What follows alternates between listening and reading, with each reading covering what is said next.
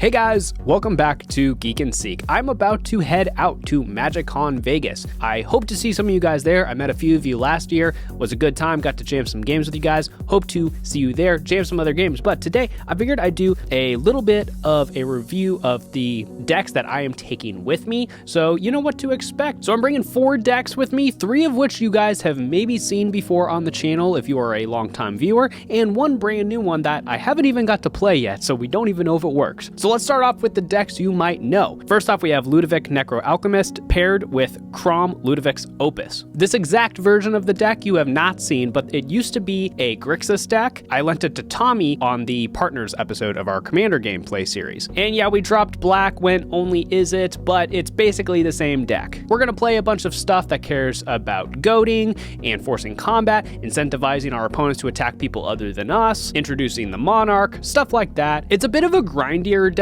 It's sort of a control deck, but it's keeping the game going. It's keeping everyone aggressive. It's quickly become one of my favorite decks. All right, next up is Kenra the Returned King. I played this back on the 5 color episode. Made quite a few changes to it since then, but the core of the deck is the same. It's Group Hug. We are giving our opponents extra cards, extra mana, which is a recipe for disaster, but it always leads to really interesting games. I especially like bringing this deck out with people who I've never played with before, because it gives me an opportunity to see more of their deck. We get to see more of our opponent's deck, see their wacky brews. If they have an interesting combo, we are more likely to get to see it when we play this deck because we're giving them the resources they need. But unlike some Group Hug decks, yes, there is actually a win con. We do run a lot of cards that reduce the activated abilities of Kenrith. And yeah, those cards are in there to make Kenrith's abilities easier to make politics, make deals with our opponents, but we can also use them for ourselves. And we also have Zakama in here, which we can use those activation requirements to, yes, make deals, but when we get to the late game, we get to the 1v1, we can actually close out the game. I always say though, with this deck, I'm just going for second place, but it does win sometimes. All right, next up is Kirir, son of Yagm. This is a mono black life swap deck that I played on the least played colors episode of our show. And this deck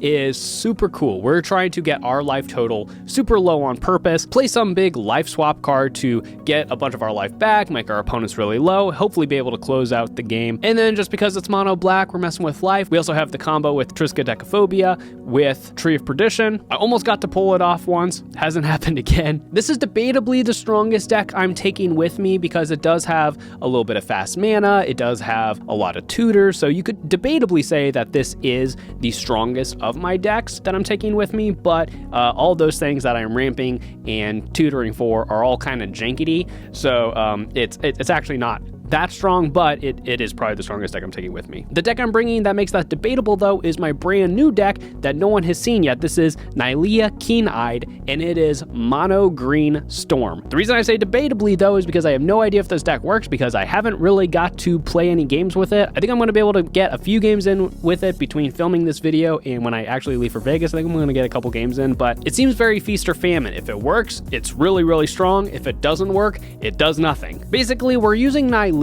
to reduce the cost of our creatures, so we're playing a bunch of 0, 1, and 2 mana creatures, mostly in colorless, so we can just play a bunch of creatures all at once. We're able to keep the engine going with cards like Beast Whisperer, that whenever we play a creature, we get to draw cards. Hopefully that keeps things going. And then we have a few storm finishes as well, such as Chatterfang, which is just going to make a huge army. And then we also have things like Aetherflux Reservoir, which if we get to really go off, we might be able to kill someone that way. And then we also interestingly have Bontu's Monument in here, which seems like an interesting choice since it's a mono green deck and it seems like it cares about mono black, but it's not tied by color restrictions, so we can actually use this to be draining our opponents while we're comboing off. All right, and those are the 4 decks I am taking with me to MagicCon Vegas. I hope to see you guys there. Got to play some games with you last year. Excited to get some games in with you this year. And if you're not able to make it and you kind of want to hang out still, we are finally putting out another episode of Upkeep. I know it's been a long time. Thank you for your patience. We're finally putting out another one on Friday, the first day of MagicCon Vegas. And if you want to see any of these decks in action, like I said, 3 of these have been on the show before. I'll have links to all of those in the description of this video. Hope to see you guys there. Make sure you're subscribed, like, share, all this YouTube algorithm stuff that you're supposed to do. Consider joining us on Patreon and joining our Discord. Links to those in the description as well. Much love. See you later.